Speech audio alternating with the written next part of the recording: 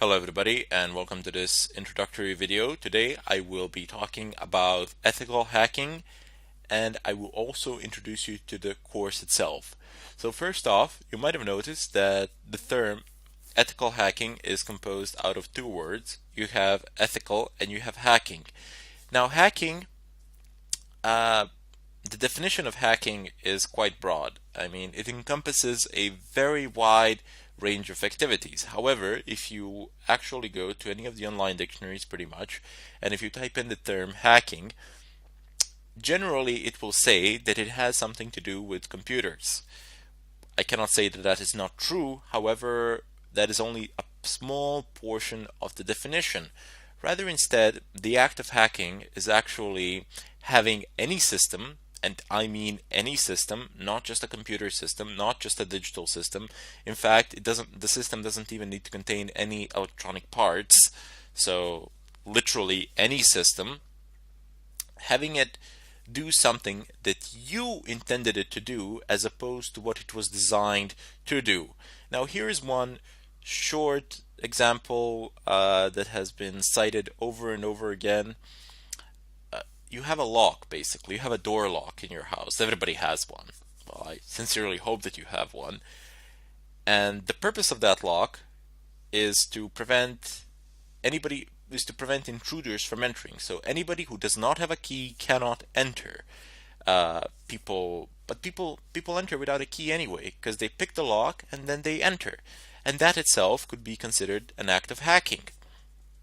Also an act of burglary, but that's another subject. Anyway, the ethical side of it would be when you have these large automobile industry manufacturers, and then they hire these burglars to come and pen test their locks. So basically they pay them very good sums of money to go to their factories and to try to unlock their cars. This doesn't need to apply only to locks for cars. It can also apply for your door locks.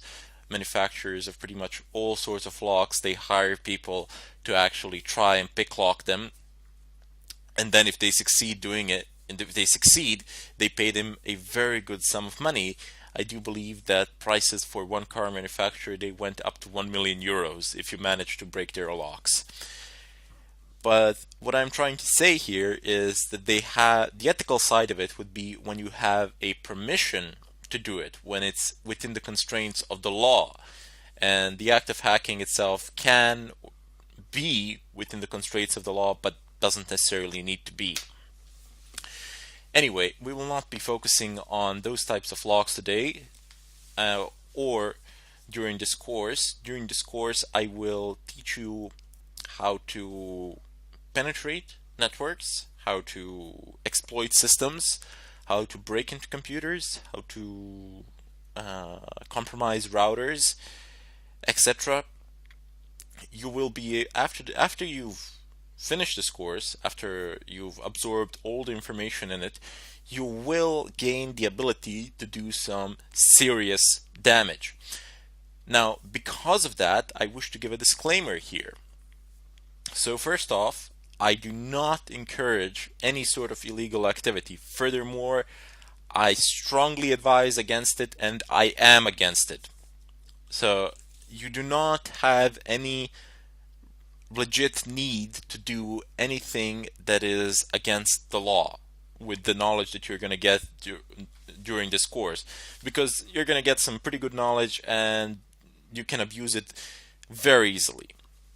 It's not that difficult to abuse it. The opportunities are everywhere. They're endless because people tend to use insecure systems, or they use secure systems but they don't know how to operate or configure them, and then in turn those secure systems become insecure. But what I'm trying to tell you is there really is no need. I mean, if you want to do it for the money or something like that, you can make the same amount, if not more, in a perfectly legitimate way. People will pay you to actually test their networks and to see if you can find any vulnerabilities in them and then report them, perhaps even fix them. So, however, if you do decide to do something against the law in any country, I am not responsible for it. That is what I want to say. I do not claim responsibility for it, as I have already stated that I am doing this for purely for educational purposes, and I do not advocate the use of this material for any sort of illegal purpose. Now, I hope you understand why I had to make this disclaimer, and this is not what I said. These are not just empty words. I really do stand by it, and that is my philosophy as well. In any case, during this course, I will show you numerous examples, methods. You will need some prerequisites over which I will go in the next tutorial. But you're in for a ride, so sit down, be patient. That is a very important thing in this line of work. Patience, because everybody out there, if you are looking at this tutorial now, if you've typed in the term ethical hacking, I'm guessing that I'm guessing at some point of time in your lives, like myself, you have seen a movie that involves some sort of hacking with computers, and you see this terminal and you just see them typing in something there, and it just basically works. It works within 5 minutes or something like that. Let me tell you something. That has nothing to do with the real world, or very little to do with the real world. In the real world, people spend countless sleepless nights trying to do something, trying to obtain access, trying to bypass a password protected file or something of a kind in a server, trying to escalate privileges, trying to inject in a SQL injection or something of a kind.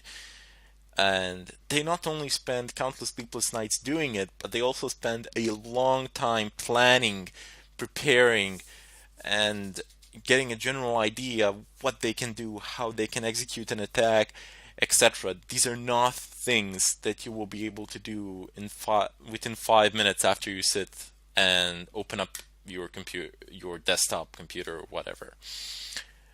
You will need time, you will need patience, but above all, you will need to be curious. Curiosity is one of the first steps here, and obviously, since you've actually chosen to listen to this tutorial, to go through it, you do possess it already. You just need to build on it a little bit more, and you'll be where you want to be. In any case, I hope to see you in the next tutorial, and I bid you farewell.